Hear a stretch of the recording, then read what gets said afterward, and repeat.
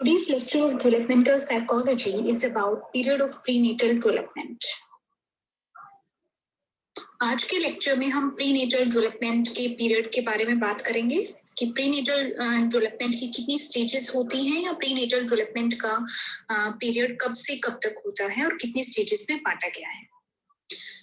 जब भी हम नॉर्मली बाल विकास के बारे में सोचते हैं तो सबसे पहले हमारे माइंड में आता है कि बाल विकास बाल्यावस्था से या फिर शैशवावस्था से स्टार्ट होता है, लेकिन बाल विकास में प्रीनेटल पीरियड की भी अहम भूमिका होती है और हम कह सकते हैं कि किसी भी मानव का विकास प्रीनेटल डेवलपमेंट से स्टार्ट होता है। जब भी हम ह्यूमन डेवलपमेंट की बात करते हैं तो किसी भी ह्यूमन का डेवलपमेंट प्रीनेटल स्टेज से लेकर उसकी ओल्ड एज तक और डेथ तक चलता रहता है। प्रीनेटल डेवलपमेंट किसी भी व्यक्ति के विकास की ऐसी रिमार्केबल स्टेज होती है या ऐसा रिमार्केबल बदलाव होता है जो कि उसकी फ्यूचर डेवलपमेंट को निर्धारित करता है। प्रीनेटल पीरियड में ही बच्चे का ब्रेन का डेवलपमेंट भी होना स्टार्ट हो जाता है, जो कि कंटिन्यू बच्चे के अर्ली चाइल्डहुड तक चलता रहता है। The process of prenatal development occurs in three main stages.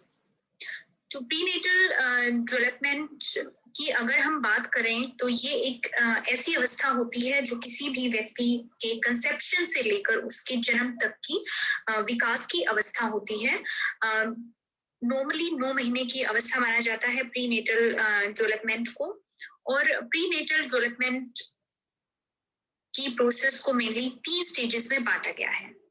पहली स्टेज कंसेप्शन के बाद स्टार्ट होती है, यानी कंसेप्शन से लेकर 2 वीक तक के विकास की अवस्था को जर्मिनल स्टेज कहा जाता है। दूसरी स्टेज एम्ब्रियोनिक पीरियड कहलाती है या एम्ब्रियोनिक स्टेज कहलाती है, जो कि 2 वीक से लेकर 8 वीक तक होती है। और तीसरी स्टेज फीटल पीरियड कहलाती है, जो 9 वीक से लेकर जन्म तक की अवस्था होती है। अब हम इन तीनों स्टेजेस के बारे में डिटेल से बात करेंगे। तो पहला है जर्मिनल स्टेज।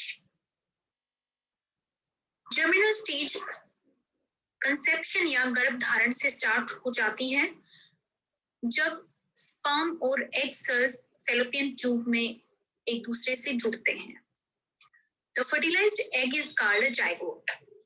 तो जो फर्टिलाइज्ड एग होते हैं उनको जाइगोट कहा जाता है। कंसेप्शन के कुछ एक घंटे के बाद single cell zygote fallopian tube से यूट्रस की तरफ जाना स्टार्ट कर देता है। कंसेप्शन के 24 से 36 घंटे के बाद सेल डिवीजन होना स्टार्ट हो जाता है। Through the process of mitosis, the zygote first divided into 2 cells, then into 4, 8, 16 and so on. Mitosis की प्रोसेस के माध्यम से जाइगोट सबसे पहले 1 सेल से 2 सेल में डिवाइड होता है, इसके बाद 2 से 4 में डिवाइड होता है, 4 से 8 में, 8 से 16 में, और इसी तरीके से आगे उसमें सेल डिवीजन होता रहता है। Significant number of zygote never progress past this early part of cell division, with as many as half of all zygotes surviving less than 2 weeks.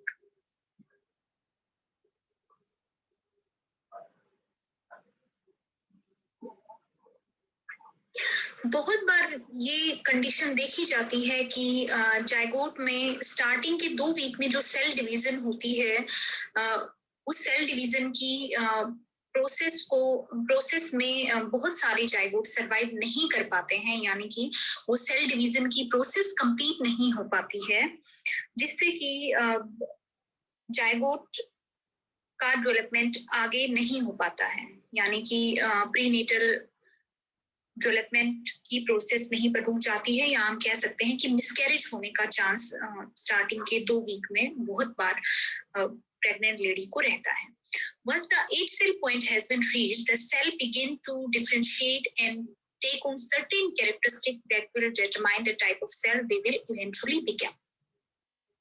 एक बार जब 8 सेल पॉइंट तक सेल डिवीजन पहुंच जाता है, यानी कि जाइगोट डिवाइड होकर 8 sales तक पहुंच जाता है, तो सेल अपने आप में अलग होना स्टार्ट हो जाती है और कुछ एक पर्टिकुलर कैरेक्टरिस्टिक उसमें आने लग जाते हैं और आगे जाकर वो जायगोट मेल होगा या फीमेल होगा, इस तरह की कैरेक्टरिस्टिक धीरे धीरे उसमें डेवलप होने लग जाती हैं।